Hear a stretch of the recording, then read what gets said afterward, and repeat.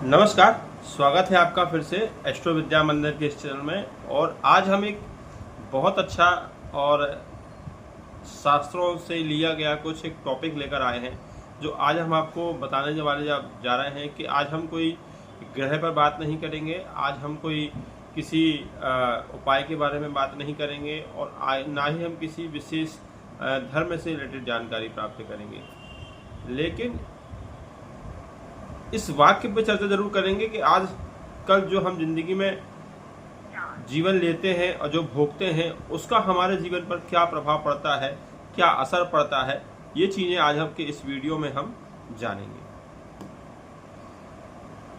उससे पहले यदि आपने चैनल सब्सक्राइब ना किया हो तो कृपया करके चैनल से जुड़िए, सब्सक्राइब करिए और लोगों तक बात को पहुंचाइए, अच्छी जानकारी पहुंचाइए। आजकल सोशल मीडिया के माध्यम से बहुत वैरायटी लोगों पर पहुंच रही है, मानसिकताएं लोगों की खराब हो रही है। आए दिन सुबह उठते हैं, शाम को उठते हैं, बस वही उनको फिजूल की ढोंग धतूरे जैसी और गंदी चीजें उनको देखने को मिलती है मोबाइलों पर, फेसबुक पर, इंस्टा पर, सबसे ज्यादा वायरल चल रहा है। इस चीज को खत्म करिए ताकि लोगों की मानसिकता अच्छी हो और नेगेटिव अलग हो, पॉजिटिविटी बढ़े, उनको धर्म कर्म की जानकारी हो, सनातन धर्म से जुड़े, हिंदू धर्म से जुड़े, जो उपाय जो मार्ग दिए गए हैं ऋषियों ने उनको अपनाएं ताकि उनके जीवन में अच्छी सदगति प्राप्त हो, उनका ज्ञान नॉलेज बढ़े। और आज के समय में युवा पीढ़ी और सभी लोग इन ज्ञान से दूर होते चले जा रहे हैं, जबकि ये हमारी सांसारिक और पुरानी धरोहर, इसे अपनाना चाहिए। जब इसे आप अपनाएंगे तभी तो आपके जीवन में ज्ञान के चक्र खुलेंगे। जब जानकारी नहीं होगी तो फिर कैसे चीजों को समझ के निर्णय लेंगे।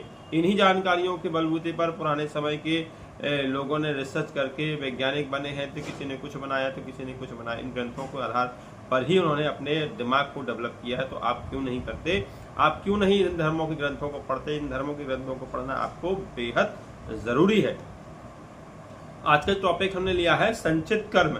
संचित कर्म के बारे में तो बहुत से पुराणों में, शास्त्रों में, हर जगह पे हर चीजें वर्णन ली है, पर एक कुछ चीज जो हमको थोड़ा अच्छा लगी और पढ़ने में भी इंटरेस्टिंग लगी, और इंटरेस्टिंग के साथ साथ ये लगा कि आपके निमित्त कहीं एक जानकारी है जो आपके निराश हुए दिमाग को और थके हुए दिमाग को और हार चुके हुए आप हैं, तो आपको ये वीडियो सुन के आपको थोड़ा सा धैर्य जरूर मिलेगा कि नहीं, हम क्या है।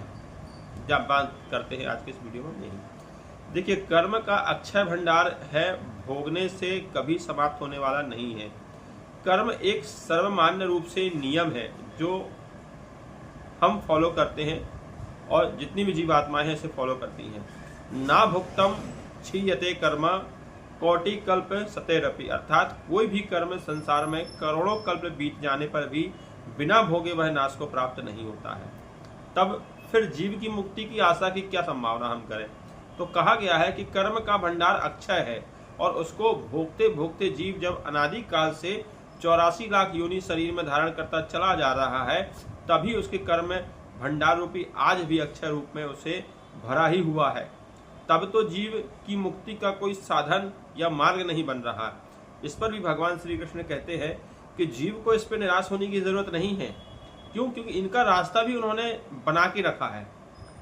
भगवान श्री कृष्ण अर्जुन को बताते हैं कि जैसे लौकिक अग्नि में लकड़ी के ढेर क्षण भर में जलकर भस्म हो जाते हैं, उसी प्रकार ज्ञान रूपी अग्नि भी कर्म के महान से महान भंडार को भी क्षण भर में जला डालती है। घास की चाहे जितनी बड़ी लड़ियां हो, एक छोटी सी दिया की बाती की लौ उस पूरी लड़ी को, जहां जहां तक घास फैली है, पूरी को जला देती है, चिंगारी भस्म कर देती है। तो उसी प्रकार जब देखो प्रारब्ध कर्म तो भोगने लेने पर अपने आप नाश को प्राप्त हो जाएगा। इसमें कुछ हेरफेर होने वाला नहीं है। संचित की राशि ज्ञान रूपी अग्नि से भस्म हो जाती है। इससे फिर जीव को दूसरा देह धारण करने का कोई कारण नहीं बनता है। अतः उनको सहज ही मुक्ति मिल गई। क्यों? क्योंकि जीव को शरीर धारण करना पड़ता है अपने कर्मों का फल भोगने के लिए, चाहे अच्छे हों, चाहे बुरे हों, चाहे खराब हों। जब फल ही नहीं बचेंगे भोगने के लिए तो जीव कभी शरीर धारण नहीं करेगा। और इसके लिए हमने संदर्भ में एक पहले वीडियो भी डाला है, मुक्ति के उपाय और धर्म के बारे में देखा, आप देख लीजिएगा। तो जब जरूरत ही नहीं पड़ेगी तो भोगने के लिए, अपने कर्मों का फल भोगने के लिए, परंतु जब कर्म ही नहीं रहा तो फिर क्या होगा शरीर का। उसी प्रकार जिस प्रकार कहा गया है कि फल भोगने के लिए जीव को देह धारण करना पड़ेगा, अर्थात ज्ञान होने के बाद जीव को शरीर धारण नहीं करना पड़ता है। मतलब यदि जीव को ज्ञान हो जाता है तो फिर उसे शरीर धारण करने की जरूरत नहीं पड़ती है। इसमें श्रुतियों ने भी कुछ प्रमाण दिया है कि जीव की मुक्ति का यह साधन बताया गया है। इस पर कहते हैं कि ऋते ज्ञाननाह मुक्ति, अर्थात ज्ञान के बिना व्यक्ति के जीवन में कभी मुक्ति नहीं होती। इसका कारण यह है कि कर्म के इस अक्षय भंडार का नाश करने के लिए दूसरा कोई साधन ही नहीं है। केवल ज्ञान से ही भस्मासात होता है। जब तक कर्म है तब तक उसको भोगने के लिए आपको शरीर धारण करना ही पड़ेगा, शरीर धारण करना ही पड़ेगा और करेंगे ही। फिर कर्म तो अच्छा है और बढ़ते ही चले जाते हैं। अतएव इस चक्र से छूटने का कोई दूसरा मार्ग नहीं है, ये श्रुतियों का तात्पर्य है। और कर्म का बलाबल आसानी से इसे समझा जा सकता है। इसलिए जब तक ज्ञान की प्राप्ति ना हो, जब तक भक्ति की प्राप्ति ना हो, तब तक किसी चीज से मुक्त नहीं हुआ जा सकता है। ये शास्त्रों में बहुत अच्छी गाथाएं बताई गई हैं धर्म के बारे में, कर्म के बारे में, जीव के बारे में, जिसे व्यक्ति को भोगना पड़ता है। जिस जिस कर्म का फल भोगने के लिए जीव ने यह शरीर धारण किया है, उसको उन निर्माण हो चुके सुख दुखों का वर्तमान शरीर से भोगना ही पड़ेगा। भविष्य का निर्माण तो वह अपनी इच्छा के अनुसार, अपने कर्मों के अनुसार कर सकता है, परंतु भूतकाल के निर्माण को वह बदल नहीं सकता।